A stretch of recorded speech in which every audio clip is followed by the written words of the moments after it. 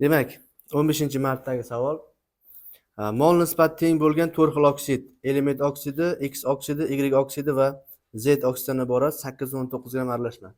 Bizda sxema berilgan, reaksiya sxemasi. Shu sxemasida 4 xil oksid mavjud, 4 xil oksid va ularning hammasining moli bir-biriga teng. Va mana shu aralashmaning umumiy massasi 8,19 gram ekan. 8,19 gram 4 xil oksid miqdorlar bir-biriga teng. Aralashmasiga 200 gram 31,5% nitroksida qo'shilgan. Demak, nitroksida qo'shilgan ekan 200 gram 31,5%. Nitroksidaning 31,5% eritmasi suyultirilgan bo'ladi. Suyultirilgan eritmasi qo'shilgan. Ortib qolgan kislota, demak kislotamiz ortib qolgan. Mana shu kislota 4 xil oksidni eritib, yana o'zi ortib ham qolgan. Shu ortib qolgan kislota bilan 360 gram 2 molar natriy ishqori reaksiyaga kirishgan.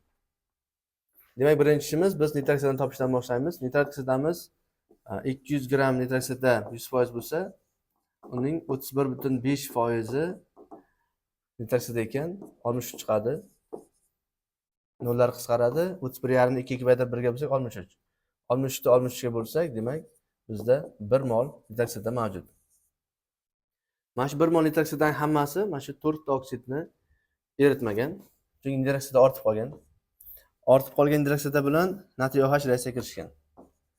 Natriy gidroksidi molini topadigan bo'lsak, demak, mol topish uchun S molyarda hajm ko'paytirishimiz kerak. S molyari 2 molyar, hajmi 0,36 litr. 0,72 mol natriy OH bilan ortib qolgan nitroksida reaksiyaga kirishgan. Uchinchi ishimiz natriy gidroksidga nitroksidani qo'shganimizda, demak, natriy nitrat va suv hosil bo'ladi. 1 mol natriy gidroksidga 1 mol nitroksid sarflansa, bizning natriy gidroksidimiz 0,72 mol bo'lsa, nitroksidadan ham 0,72 mol sarflangan. To'rtinchi ish, bu 0,72 mol nitroksida ortib qolgan nitroksida jami 1 mol edi. 1 mol edi. 1 moldan 0,72 molni ayiramiz. 0,28 mol nitroksida mana shu 4 ta oksidni eritishga sarflangan. Faqat reaksiyalarga e'tibor berasizlar. Element 2 oksidga nitroksida qo'shsa 2 nitrat chiqqan. Demak, oksidlay olmagan. Oksidlay olmagan degan nitroksida bilasizlar, konsentrlangan oksidlovchi +4 gacha oksidlaydi. Suyultirilgani ham oksidlovchi +2 gacha, ya'ni NO gacha oksidlaydi. 2 oksiddan 2 nitrat chiqqan, oksidlay olmagan, almashinish bo'lgan. 2 oksiddan 2 nitrat chiqqan, oksidlay olmagan, almashinish bo'lgan. 2 oksiddan 2 nitrat chiqqan, oksidlay olmagan, almashinish bo'lgan. 2 oksiddan 3 nitrat chiqqan, demak, oksidlay olgan. Tushunarlimi? Oksidlay olgan va 2 oksidni 3 oksidga aylantirib bergan. Shunda miqdorlari teng degan xulosamiz bor bizlarda. Demak, har biri A moldan oladigan bo'lsam, mana har birini A moldan oladigan bo'lsam, bunga ikkita nitrat kifoya qiladi. Chunki almashinish bo'ladi. 2 nitrat bilan suv chiqadi. Bunga ham ikkita nitrat kifoya qiladi. Bunga ham ikkita nitrat kifoya qiladi. Almashinish bo'ladi. Lekin bu reaksiyani yozishimiz kerak. Bu reaksiyani yozishimiz uchun demak bizda 5-chi bo'ladi. Z oksidiga qo'shamiz nitrat kislotani. Hosil bo'ladi Z 3 nitrat. NO gazini chiqaraman, chunki bu 31,5% suyultirilgan. Suyultirilganda nitrat kislota oksidlovchi bo'lsa, +3 gacha, +2 gacha oksidlanadi. NO va suv chiqadi. Tenglashtiradigan bo'lsak, bu +2 dan +3 ga 1 ga o'zgaryapti. Azot +5 dan +2 ga 3 ga o'zgaryapti. Demak, bu yerga necha qo'yamiz? 3 qo'yamiz, 1 ni ko'p tomonga qo'yamiz. 3 ta Z bo'lsa, bu yerga 3 qo'yamiz. Nitratni sanaymiz. 3 kir 3. Bu bilan bu yerga 10 qo'yamiz. Vodorod 10 ta bo'lsa, bu yerga 5 qo'ysak tenglashadi. Demak, biz hammasini A moldan olganmiz. Buni A moliga, demak, 2A nitrat sarflanadi. Bunga 2A nitrat sarflanadi. Bunga 2A nitrat sarflanadi. Lekin buni alohida topishimiz kerak. 3 moliga 10 mol sarflanadigan bo'lsa, A moliga qancha sarflangan desak, 10 ni A ga bölsam 10A bo'ladi, 3 ga bo'lsak 3,33A bo'ladi. Demak, mana bu yerga A moliga 3,33 mol A to'g'ri keladi deb yozib qo'yamiz. Bu yerda almashinish bo'ladi. Bu yerda esa oksana chiqarish bo'ladi. Tushunarlimi? Endi mana shu 4 ta nitrat birgalikda 0,28 molni tashkil qilish kerak. Chunki nitratsiyada 1 mol edi. 1 molni 0,72 moli ortib qolib ishqor bilan reaksiyaga kirishgan. Demak, 0,28 moli 4 ta oksidni erita olgan. Unda 6-ish nitrat kislotani topadigan bo'lyapmiz. Nitrat kislotani topishimiz uchun barcha mollarni qo'shib chiqaman. Demak, 2A ga qo'shaman 2A ni, qo'shaman 3,33A ni, qo'shaman yana 2A ni, jami 0,28 bo'ladi. Demak, 9,33A teng 0,28 bo'ladi. A teng 0,03 bo'ladi. Demak, bizda har bitta oksidimiz 0,03 moldan bo'lgan. Har biri, chunki miqdori teng bo'lgan. Shuga tushunarli bo'ldimi? Endi davom etamiz. Davom etadigan bo'lsak, savol shartida 2,43 gram XO chiqdi degan oxirida, birinchi reaksiyaning oxirida, demak XO dan 2,43 gram chiqqanligini aytmoqda. 2,43 gram. Bizda XO mavjud, XO nitrat bilan reaksiyaga kirishgan, X nitrat bo'lgan, X nitratga ishqor qo'shilgan. X bo'lgan, to'g'rimi? Natriy XOH4 paydo bo'lgan. Unga karbonat qo'shilgan, T modda chiqqan, cho'kma T modda qizilsa yana XO hosil bo'lgan. Shunda mana shu XO bilan bu XO bir-biriga nima ekan? Teng. Chunki X lari miqdori bir xilda.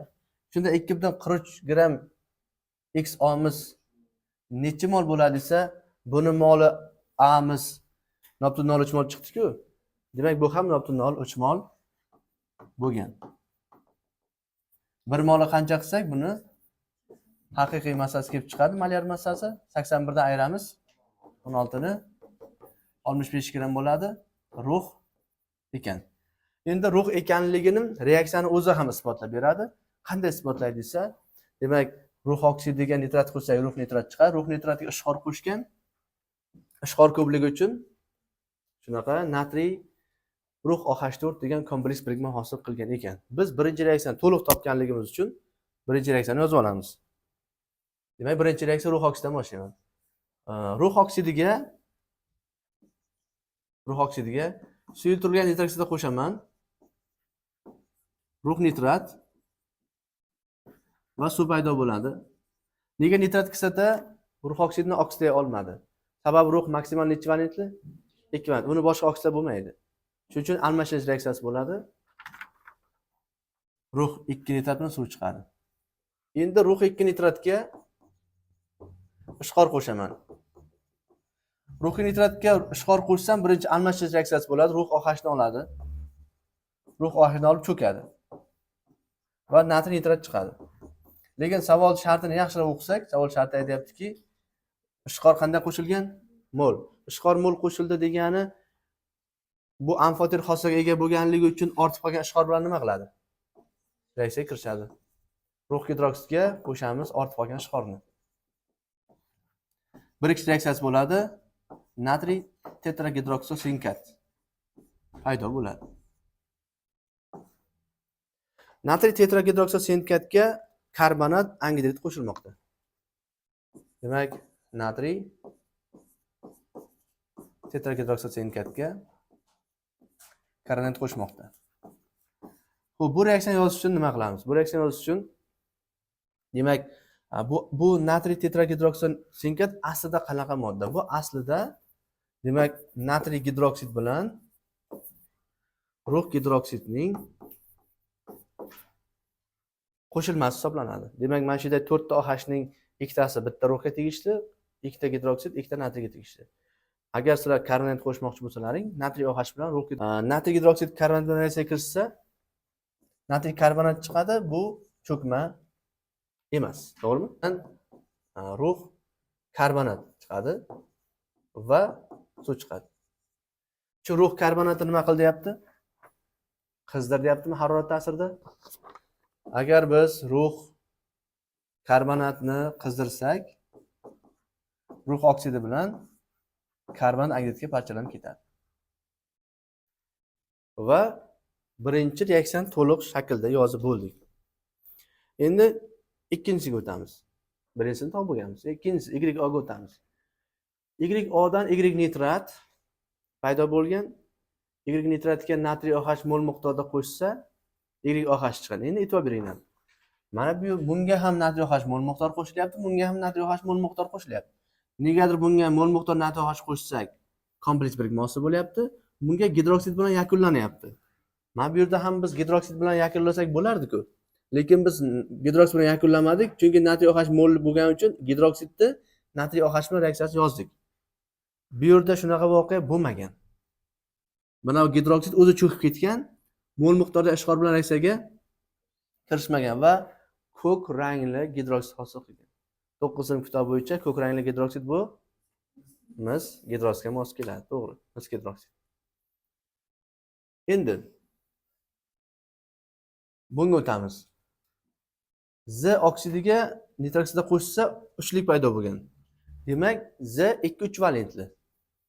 2 oksiddan 3 nitrat chiqqan. Z 2-3 valentli va unga natriy radonit qo'shsak, to'q qizil rangli cho'kma hosil bo'ladi. 9-sinf kitob bo'yicha natriy radonit bitta moddaga sifat reaksiya, temir 3 gidroksidga to'q qizil qon rangidagi gidroksid chiqadi, to'g'rimi? Cho'kma chiqadi. Demak, bu temir ekanligini bildik. Lekin elementni hozircha aniqlay olganimizcha yo'q. Elementni mana shu ikkalasini bilgan holatda ayirib tashlagandan keyin element topsak bo'ladi. Xo'p, uni qanday topamiz? Bizda rux oksidi mavjud, mis oksidi mavjud. Mana buni ko'k rangli bo'lganligi uchun mis qilib ketyapman. Bo'ladimi? Mis qilyapmiz va buni temir oksidi qilyapmiz. Element oksidini hozircha topa olganimizcha yo'q. Lekin jami bularning massasi 8,19 gram. Bularda har birining moli mavjud bizda 0,03 moldan. Chunki A'miz 0,03 mol chiqdi-da. Bu 0,03 mol, bu 0,03 mol. Bu 0,03 mol. Bu ham 0,03 mol. Buni ko'paytiramiz 81 ga 2,43 gram. Buni ko'paytiramiz 80 ga 2,4 gram. Buni ko'paytiramiz 72 ga, chunki 56 ga 16 72 bo'ladi-da. 2,16 gram. Demak, buni massasi topish uchun 8,19 dan ayiramiz 2,43 ni, ayiramiz 2,4 ni, ayiramiz 2,16 ni. 1,2 gram bu element oksidiga qoladi. Aynan 0,03 moliga qoladi. 1 moliga x qilsak 40 chiqadi. Bu oksidning massasi bo'lganligi uchun 16 ni ayiramiz. 24 gram kelib chiqadi, bu magniy. Demak, biz barcha elementlarni topdik.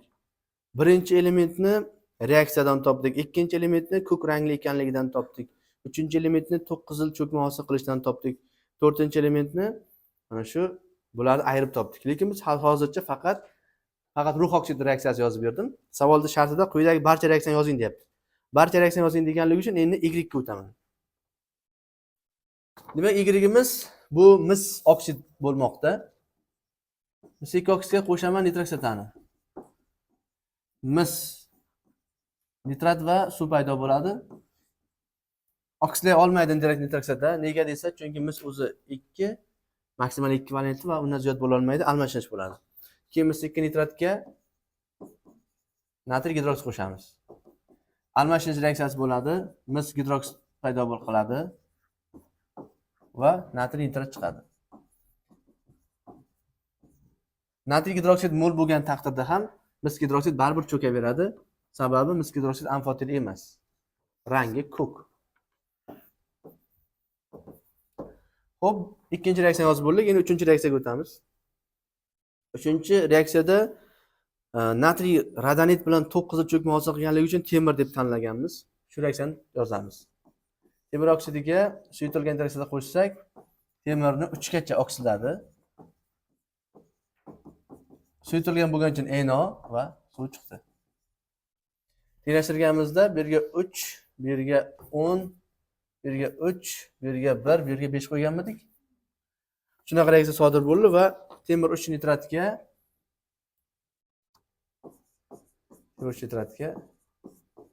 natriy radonit qo'shamiz. Temir 3 ioniga sifat reaksiyalar, demak, natriy radonit, natriy ishqori va sariq qon tuzi sifat reaksiyada yozilgan. 9-sinfda shundan mana radonit ioni.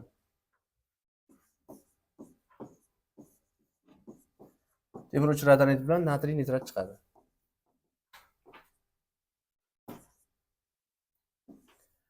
Bu to'q qizil cho'kma.